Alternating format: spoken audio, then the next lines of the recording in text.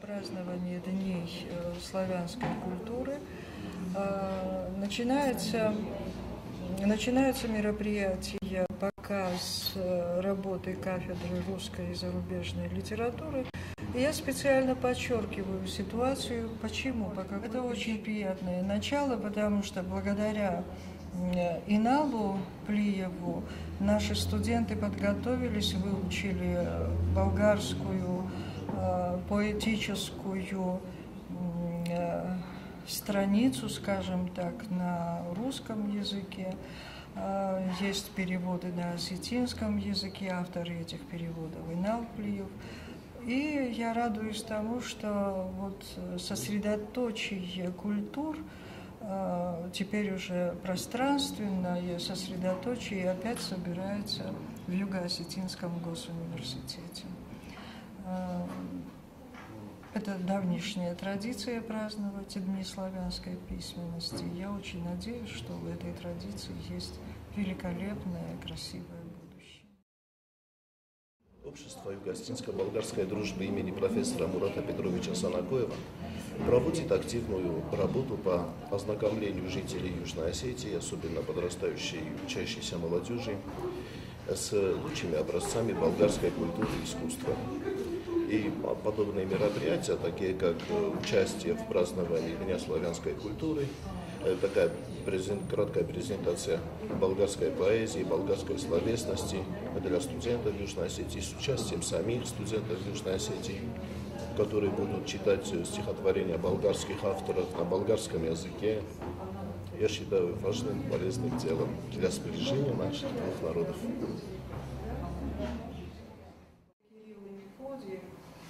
Из самых разных центонов создали гармонию, создали будущее, создали поэзию, создали великолепное и бесконечное пространство, которое называется славянской письменностью. То, что называют праздником славянской неписьменности, уже а шире культуры, говорит о том, что раньше это был праздник славянской письменности, уже несколько лет называется праздник славянской культуры. Значит, это явление очень широкое, это совершенно верно. Потому что в истории некоторых славянских народов, некоторых, я сейчас повторяю, принятие письменности, азбуки было революционным делом. Начался новый цивилизационный период в истории славянства. Потому что дописьменное славянство и славянство после 863 года, от смерти Кирилла, это годы, когда Русь перешла на совершенно новое восприятие мирового общества, мировой культуры. И в России появилась литература, равной которой, как вы знаете, очень трудно найти в современном мире. И истоки этой литературы, как правильно сказала Ивана Новогрызова, то огромное пространство, которое открылось перед славянством, обязана двум равноапостольным братьям Константину и Мефодию, теперь Кириллу и Мефодию. Кто они такие были, я коротко скажу, это не лекция ни в коем случае. Это братья, их назвали солунские братья. Когда мы читаем сербские тексты, там бывает написано Цирил и Мефодий. В славянском изложении он назывался Цирил, Кирилл. Один эпизод я хочу сказать, который как-то пересекается с нашей историей этнической. Для того, чтобы получить право иметь письменность, нужно было обратиться к папе Римскому. И Кирилл отправился к папе Римскому и спросил разрешения дать для славян триязычие. И тогда Кирилл говорит, а почему нет, почему славяне не должны иметь письменность? Ведь имеют же свое письмо, а приводит слова Селищев в предисловии к своей книге «Старославянский язык». Я хочу сказать, что мы дружим с 6-й школой, уважаемые коллеги, и если вы заметили, нам помогает наш коллега из 6-й школы Михаил Михайлович Мурчаев. Это уже не в первый раз. Спасибо.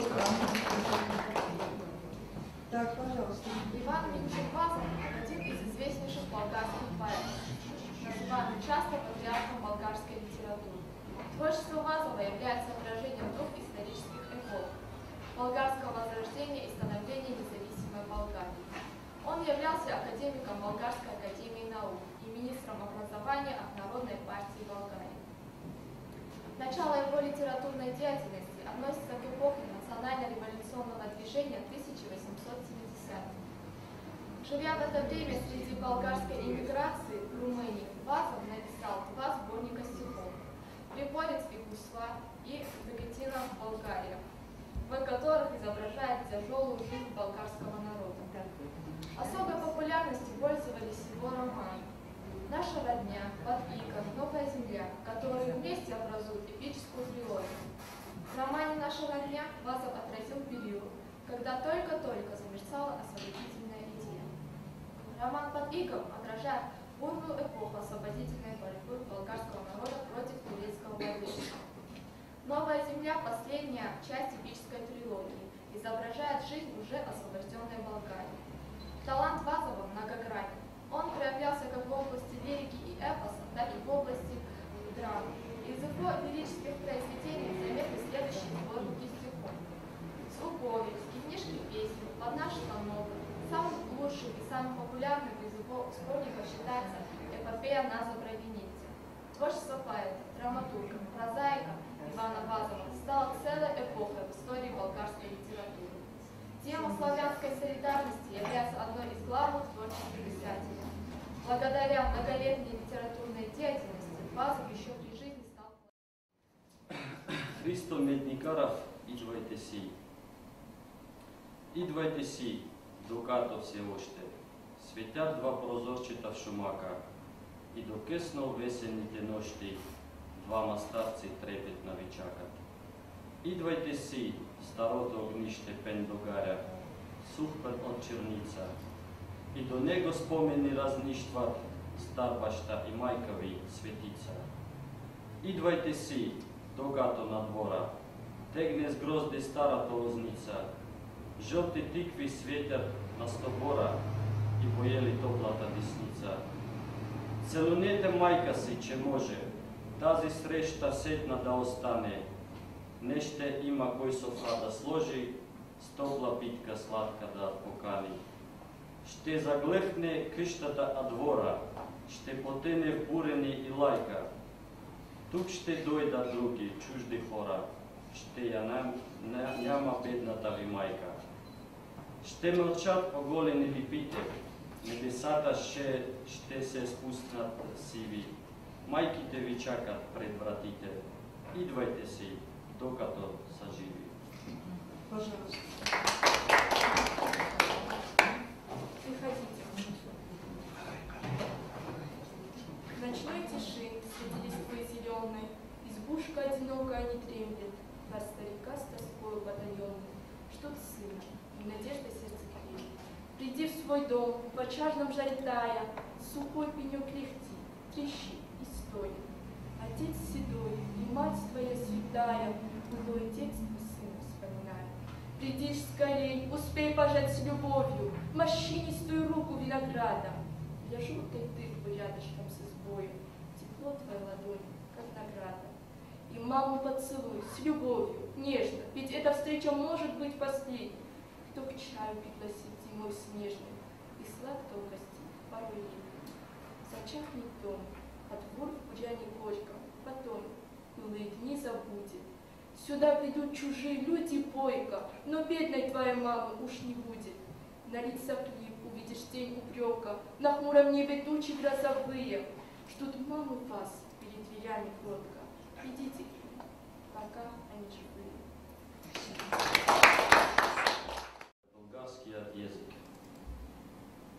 Език свещен на моите деди, език на меки стонове вековни, език на тая, дето ни роди, за радост не, за ядове отровни.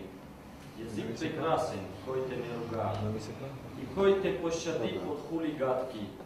Слушал ли се е някой досега и мелодията на моите звуци сладки? Разбрали някой колко хубост, мощ, се кривреща ти гъвкава, звънлива, от руйни тонове какъв разкош, какъв размах и изразист тост жива.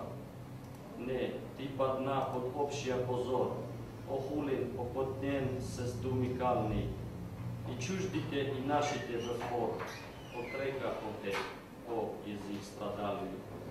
Не си можал да въплетиш в теб създанията на творческата мисъл и незапесен геният ти след, за груб братвеж те само бил орисал. Те слушам се от как съм на света, се той ругателства ужасно модно, се тоя отзив ниска клевета, що слета всичко мило нам и родно. Ох, аз ще взема черният ти срам, и то ще стане моето вдъхновение, и в светли звукове ще те предам на бъдещото бодро поколение. Ох, аз ще те обриша от калта, и в твоя чисти бляск ще те покажа, из удара на твоята красота, а с хулниците твои ще те накажа.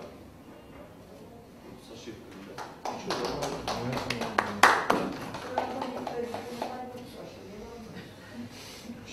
Откуда не знаю, нашли, смело идти дальше. И, собственно, перевод. Моих священных прадедов язык, перетерпевший муки и расправы, язык, который я рожден был в мир для радости без примесей отравы. Язык прекрасен, любит, не хулит и пощадит тебя от реплик гадких. Ты слышишь, как красиво он звучит, мотивы как нежны его и сладкие. Есть ли, кто его познает мощь, как звонок он, как ловок, как удало, и образность его не превозмочь, пьянящих слов, мелодий, накала. Но я тебя не брошу на позор, и ничего, что я не идеальный. Слились свои с чужими в общий хор и отреклись тебя, многострадальный. Не позволяешь мысли воплотить, когда внимание муза удостоит. И гений твоих песен славный спит, и ты способен только на пустое. Всю жизнь я слышу этот словоблуд, тебя ругать сегодня стало модно. И в клевету мой отзыв возведут на то, что близко нам и благородно. Я на себя возьму твой черный срам, и он придет ко мне, как вдохновение. И я тебя до капли передам для будущих счастливых поколений. До блеска доведу, очищу грязь, уверен, чистым ты себя покажешь.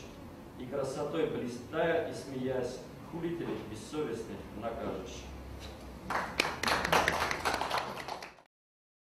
Мы еще долго лет будем вспоминать, думать об этом празднике, и вряд ли мы когда-нибудь по-настоящему оценим величие этого праздника.